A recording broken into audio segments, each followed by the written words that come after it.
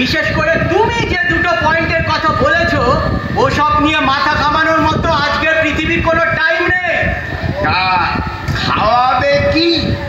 আমরা যা খাই ভাত ডাল উচ্ছে, খাওয়া নিয়ে হাসির কোনো বায়নাই নেই।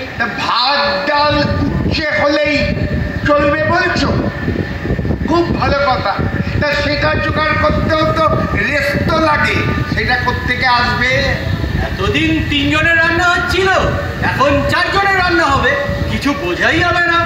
বারে আমি বুঝি বাবু জল দেবো? তিনটে খা। 3 জন আর 4 জনের একই খরচ, এটা কোথাকার থিওরি? এই মডার্ন এজে সারা পৃথিবী জুড়ে যখন ফুড ক্রাইসিস চলছে তখন বেশি খাওয়াটাই হচ্ছে একটা crime. This is a crime. I, Mr. MC Lawyer, যখন এখানে উপস্থিত তখন আমার সাক্ষাতে তো কোনো ক্রাইম হতে দিতে পারি না। জল